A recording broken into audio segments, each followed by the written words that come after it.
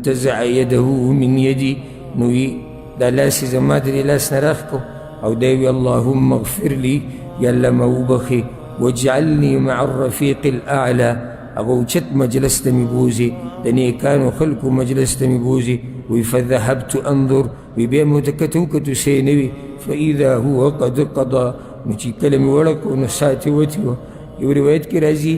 كنت مسندته الى صدري وی زما دې سینه باندې سر یې ښوده وی یو لوښی راوغوښتو فلقد انخنث في حجري وی زما په دې غیږه کې و او دا اندامونه یې داسې سپک شو او بېځانه شو فما شعرت انه مات او ما ته پته نه وه چې ساعت یې وتې ده او چې کله ما پیغمبر صلی الله علیه وسلم ته وکتو نو د هغه نه ساه وتې وه یو روایت کې راځي امام محمد راوړی دی وی پیغمبر صلی الله علیه وسلم په دې آخري سفته کې زما په دې اوږه باندې سر یې ښودی اذ مال رأسه نحو رأسي وی دا سر زما د دې سر طرف ته مایله شو را پرېوتو نو زما دا مطلب و چې پیغمبر صلی الله علیه وسلم به په خپله اراده باندې دا سر زما دې سر ته را نږدې کړی فخرجت من فيه نطفة باردة نو د دې خولې نه یو یخه قطره راووته فوقعت على ثغرة نحري هغه بلکل زما په دې سینه باندې ولګېده فاقشعر لها جلدي نو د هغې سره زما په بدن باندې ویښته ودرېدو فظننت انه غشي علی ما وی چې بیا بېهوشه شو خو چې کله ما وخوځو نو پیغمبر صلی الله علیه وسلم وفات شو او دی وی توفي في بيتي وفي يومي زما په کور کې وفات شو وبين سحري ونحري او زما د سینې او د مرۍ په منځ کې وفات شوی دی وان الله جمع بين ريقي وريقه عند الموت او زما لاړې الله وی د پیغمبر د لاړو سره د مرګ په وخت کې نږدې کړې وي یو روایت کې راځي وی کله چې تې ساه ووته او دا سر یې زما په دې سر راولېدو او د خولې نه یو قطره زما په دې سینه راوبهېده فلما خرجت نفسه لم أجد ريحا قد أطيب منها وسا چې تې ووته په دې کور کې سمه خوشبو شو داسې خوشبو چېرته ما په ژوند کې نه وه محسوسه کړې بیا وایي چې پیغمبر صلی الله علیه وسلم مې سملو او نورو ښځو له مې خبر ورکو او د هغه سر مې په بالښ باندې کېښو نورو ښځو ته مې آواز وکړو چې راشي د پیغمبر صلی الله علیه وسلم نه ساه وتې ده په دې طریقې سره د پیغمبر صلی الله علیه وسلم د بدن نه ساه ووته هغه بدن هغه پاک بدن چې د هغې په شان پاک بدن دې دنیا ته نه راغلی دی او نه به راشي د هغه پاک بدن نه روح وته د الله طرف ته راضیة مرضیه په داسې حال کې چې الله ترې راضي و د الله نه راضي و او هغه انسان چې ټول هر څه قربان کړي د دین دپاره شاته ترې نه مال پاتې شو نه دینار نه درهم نه بچی سوای د فاطمې رضی الله عنها نه شاته ترې پاتې شو هدایت شاته ترې پاتې شو ایمان شاته ترې پاتې شو شریعت شاته ترې پاتې شو علم شاته ترې پاتې شو یو امت هغه امت چې هغه په ټولو امتونو کې غوره دی شاته ترې پاتې شو صحابه کرام هغه صحابه کرام چې هغوی بیا د امت مشرتیا کړې ده عایشه رضی الله عنها وایي د پیغمبر صلی الله علیه وسلم لاس راولید کوم لاس یې چې اوچت کړی و د اسمان طرف ته په دې سره هغه غټ زړه ودرېدو چې هغه د کرم او د رحم نه ډکو هغه غټ زړه ودرېدو چې هغه د ایمان نه ډکو هغه زړه ودرېدو چې هغه د الله سره د محبت نه ډکو هغه زړه ودرېدو چې هغه د مؤمنانو سره د محبت نه ډکو هغه زړه ودرېدو چې په هغې کې د دې ټول انسانیت او د دې ټول مخلوق دپاره خیر پروت و هغه زړه ودرېدو چې هغه د شفقت نه دومره ډکو چې په څاروي باندې به هم شفقت کوو په دشمن باندې به هم شفقت کوو د دشمن سره به هم ښایسته معامله کوله هغه زړه ودرېدو چې هغه د خیر خواهۍ نه ډکو هغه بدن دمه شو چې هغه 30 کاله ستړی شوی و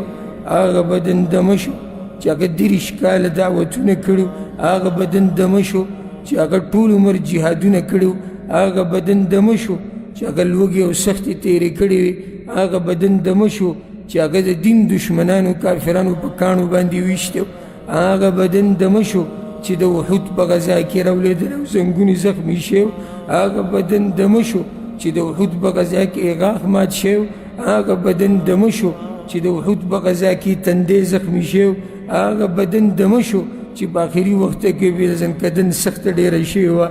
هغه بدن دمه شو چې د الله په لار کې قربان شو. هغه بدن دمه شو چې د هغه په لیدو سره به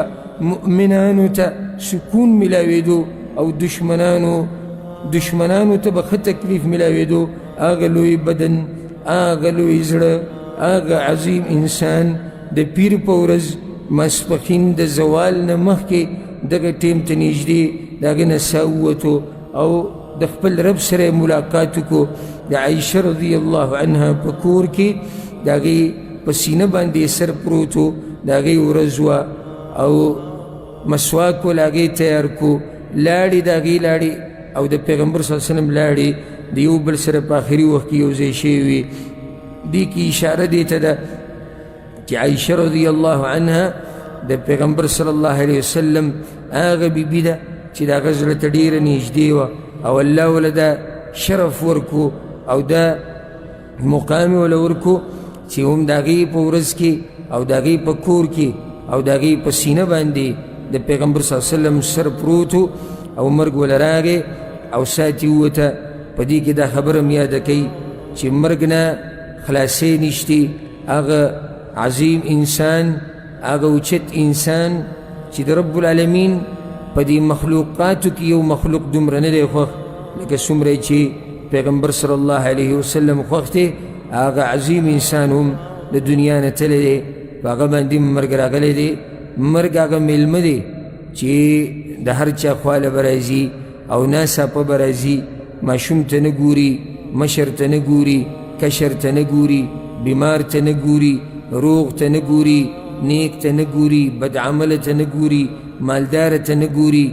غریب ته نه ګوري، تور او سپین ته نه ګوري، عرب او عجم ته نه ګوري، ملک او فقیر ته نه ګوري، عالم او جاهل ته نه ګوري. خو چې کله نیټه پوره شي دغه مرګ راځي.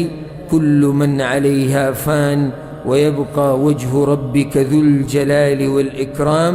الله وی سچې په دې دنیا کې دي او په دې ځمکه باندې دي دا ټول فنا کیدونکي دي. صرف یو ذات،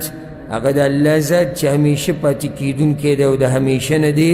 كل نفس ذائقة الموت. هر نفس به د مرګ د خوند څکي او په هغه نفسونو کې یو نفس د پیغمبر صلی الله علیه وسلم نفسو چې هغه هم د مرګ د خوند څکلی دی او د دنیا نه په دې طریقې سره تللی دی. په کومه ورځ چې پیغمبر صلی الله علیه وسلم وفات شو نو دا ورځ د ګل ورځ وه یا د پیر ورځ د ربیع الاول میاشته وه. د ربیع الاول میاشت وه او یولسم کالو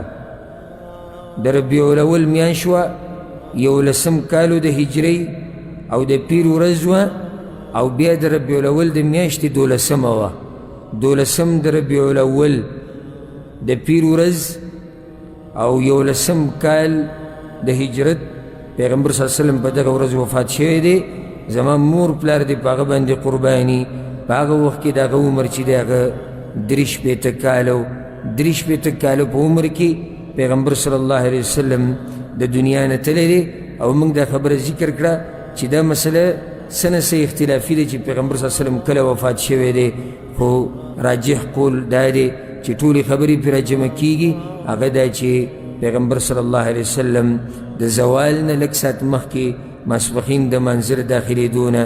لږ ساعت مخکې یا دغه وخت د داخلېدو نه مخکې وفات شوی دی. او چې کله دا خبر په مدینه کې خور شو صحابه کرامو باندې لکه یو تندر چې راولیږي